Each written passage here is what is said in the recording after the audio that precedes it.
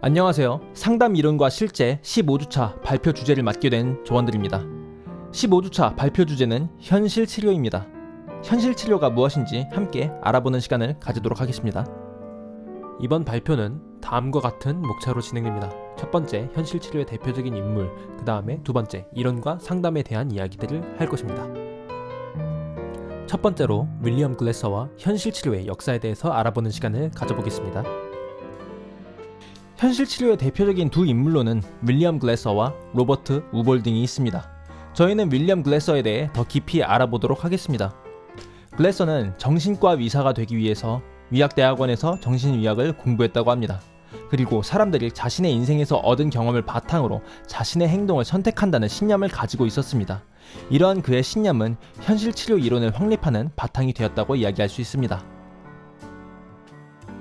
정신분석학적 훈련을 받았던 윌리엄 글래서는 전통적인 정신분석 이론과 뇌화학에 불만을 가졌습니다. 정신적 어려움의 원인으로 뇌화학 물질을 강조하는 건 인간이 스스로를 돕기 위해 아무것도 할 수 없다는 것을 강조하는 점에서 매우 해롭다고 주장했습니다.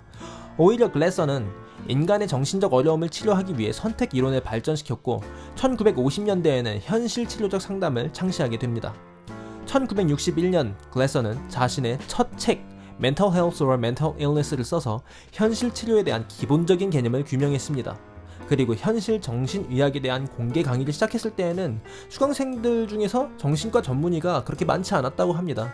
그런 이유로 글래서는 현실 정신의학을 현실 치료라고 하는 명칭으로 변경해서 강의를 하게 됩니다. 글래서는 1964년 자신의 논문을 통해 공식적으로 처음 현실 치료라는 용어를 사용했고요. 1965년에는 현실 치료에 대한 개념들을 발전시켜서 자신의 책을 또 하나 저술합니다. 또 같은 해에 비행여 학생들이 다니는 학교의 상담 교사로 있으면서 얻은 경험들을 바탕으로 리얼리티 테라피라는 책을 출간하게 되는데요. 그리고 1967년 로스앤젤레스의 현실요법 연구소를 설립했으며 2년 뒤에는 현실 치료적 상담을 학교 장면에 적용해 얻은 긍정적 결과와 여기서 얻은 여러가지 아이디어들을 토대로 Schools Without Failure를 저술했다고 합니다. 1985년까지 이런 연구 활동들을 통해서 현실 치료에 대한 기초적 개념들을 세우는 것이 글래서의 목적이라고 할 수 있겠네요. 앞서서 이야기했던 것처럼 윌리엄 글래서는 상담자로 일하면서 정신분석적 훈련을 실행하는 것에 대해서 그렇게 좋게 생각한 적은 없었어요.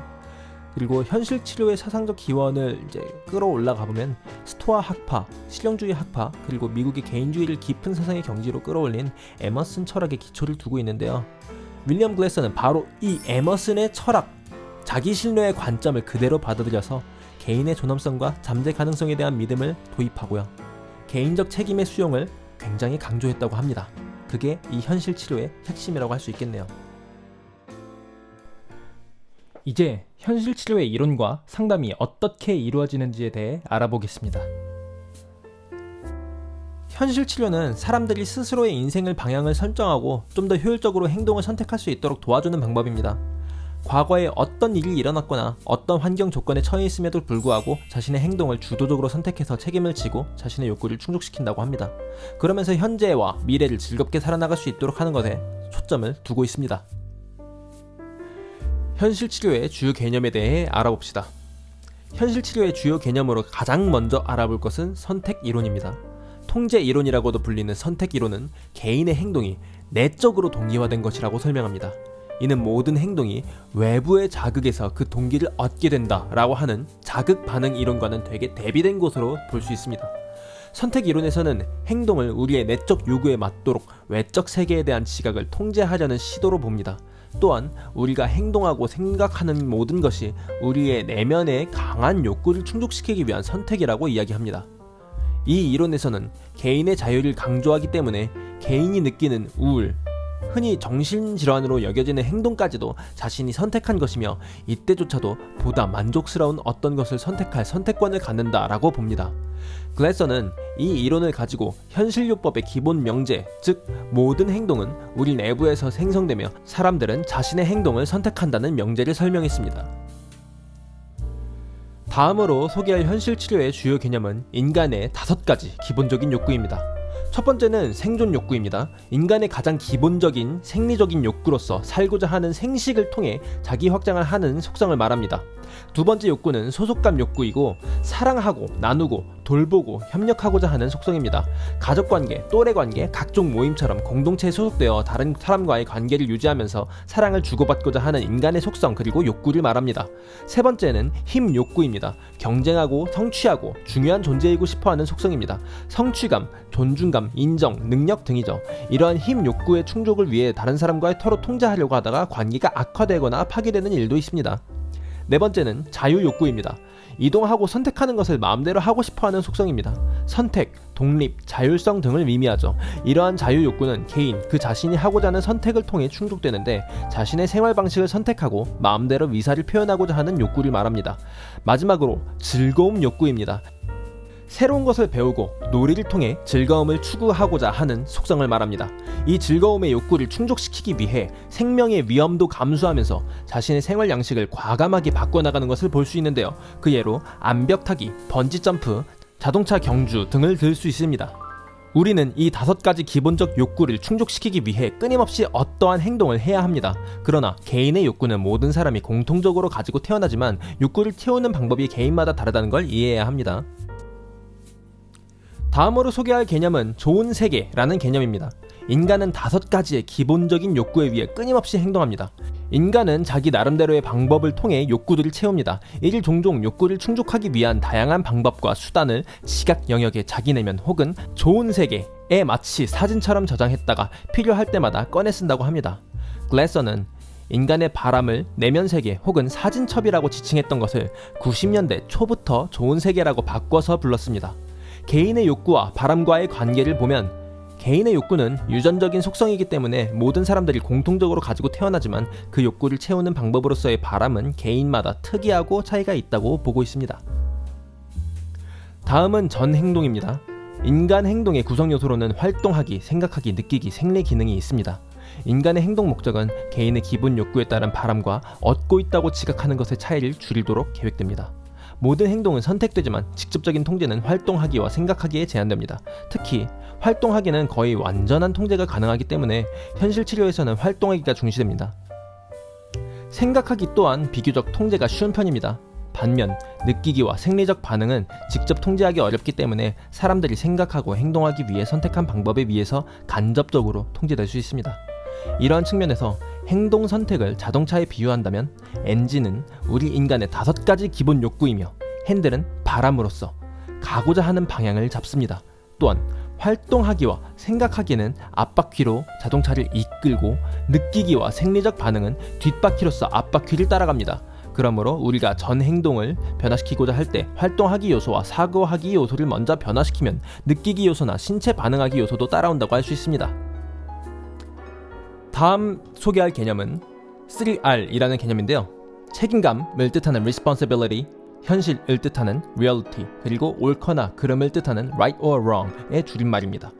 현실 치료의 기본이 되는 것은 개인적인 책임입니다. 개인적 책임을 지지 않는 것에서 개인에게 문제가 생긴다고 보는 것인데요.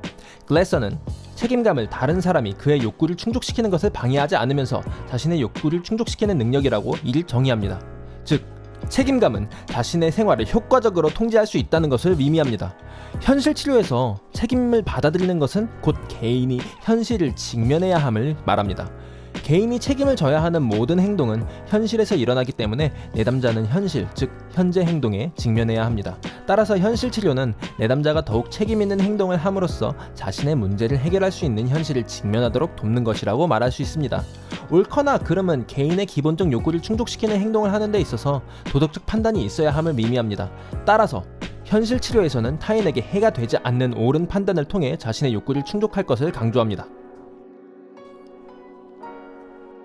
지금부터는 현실 치료의 상담 과정에 대해서 말씀드리도록 하겠습니다. 먼저는 상담 환경이 편안하게 조성되어 있어야 합니다. 상담 과정에서 상호에 대한 강요가 있어서는 안 되고요. 내담자에게 상담 과정에서 욕구 충족을 위한 창의적이고도 새로운 행동 방식을 시도해 볼 수 있도록 도울 필요가 있습니다. 비판, 불평, 비난과 같은 부정적 발화법을 지양하고 내담자와 상담자 모두에게 편안한 환경을 조성합니다. 현실 치료에는 상담 사이클, WDEP 시스템이 있습니다. 내담자가 충족시키길 원하는 특정 욕구를 명확하게 아는 것이 첫 번째. 뒤이어서 내담자가 욕구를 충족하기 위해 행하고 있는 행동 양식이 무엇인지 살핀 뒤 자신의 행동을 파악하도록 도와주는 겁니다. 그 이후엔 내담자의 현 행동 양식을 평가하는 과정을 거쳐 좀 더 효과적인 행동 양식을 갖게 하기 위해 계획을 세웁니다. 이 계획은 변화를 촉발하기 위한 효과적인 계획이라고 말을 할 수 있는데요. 현실 치료는 단순히 태도나 감정을 바꾸는 것이 아니라 현재의 총체적인 행동을 변화시키려고 하는 것이기 때문에 내담자 스스로를 철저하게 평가하고 계획을 세웁니다. 상담자는 이 모든 과정을 조력하는 존재로서 상담을 진행합니다. 현실 치료에서 계획을 세우는 것은 중요한 과정입니다. 대표적인 플래닝 방법에 앞서 소개했던 우볼딩의 SAMIC3가 있습니다. 국제적으로 알려진 현실 치료의 저자 및 실무자로 미국과 유럽을 비롯해 아시아, 북아프리카 및 중동에서 초이스 이론 및 현실 치료를 가르친 사람인 우볼딩은 방금 보았던 WDEP 상담 과정을 제시한 사람이기도 합니다.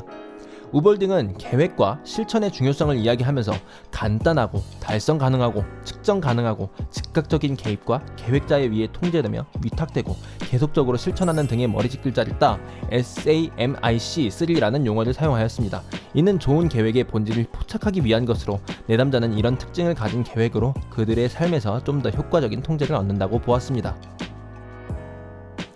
지금까지 알아본 현실 치료의 특징은 다음과 같습니다. 첫 번째, 정신질환의 개념을 부정. 두 번째, 감정과 태도보다는 오히려 현재의 행동에 초점을 둠. 세 번째, 초점을 과거에 두는 것이 아니라 현재의 역점을 둠. 네 번째, 가치관을 강조. 다섯 번째, 전의를 강조하지 않으며 전통적인 전의 개념을 중요한 것으로 보지 않음. 여섯 번째, 무의식적인 갈등이나 그 원인들에 관심을 두지 않고 위식적인 면을 강조. 일곱 번째, 처벌을 배제. 여덟 번째, 책임감의 개념을 강조하는 것입니다. 전체적으로 요약을 하자면 과거가 아닌 현재에 초점을 두며 내담자 스스로가 성찰과 변화를 이끌어내는 것을 가장 큰 특징으로 볼 수 있습니다. 현실 치료는 다양한 목적으로 다양한 사람들에게 적용될 수 있습니다. 상담으로서는 여러 형태의 상담에도 적용될 수 있다는 강점을 가지고 있습니다. 현실 치료는 구체적입니다. 그래서 상담자와 내담자 모두, 특히 목표가 분명한 계약이 성립된 경우 어떤 부분에서 얼마나 많은 진전이 있었는지를 평가할 수 있습니다. 현실 치료는 내담자와 상담자가 그들의 창의성을 활용해 선택지를 평가하게 했고 그들이 필요한 것을 더 효율적으로 도출할 수 있게 했습니다. 또한 이를 통해 내담자는 외부 통제를 선택 이론으로 대체해서 내담자에게 있는 관계를 더 증진시킬 수 있게 했습니다. 현실 치료는 국립훈련센터가 있으며 국제적인 교육이 실시되고 있습니다. 비난이나 비판 혹은 전체적인 성격을 재구조화하려는 시도를 하지 않고 개개인의 책임감과 자유를 중요시합니다. 내담자 치료에 대한 위료 모델이 성공적으로 도전해왔습니다. 현실 치료의 근거와 긍정적인 강조점은 병리 중심적인 모델의 신선한 대안을 제시했다고 볼 수 있습니다. 현실 치료는 갈등 해결에 대해 다룬다고도 말할 수 있습니다. 그리고 현재의 행동이 내담자 통제에 가장 잘 적용되기 때문에 현재를 강조합니다. 지금까지 언급했던 것처럼 현실 치료자들은 행동주의자나 게슈탈트 학자, 합리적 정서적 행동 치료자와 마찬가지로 과거에는 거의 관심을 두지 않습니다. 지금까지 현실 치료의 인물, 그리고 이론과 상담, 그 다음에 위의에 대해서 계속해서 살펴보았습니다. 여기서 저희들이 발표한 자료들이 여러분들에게 많은 도움이 됐기를 바랍니다. 감사합니다.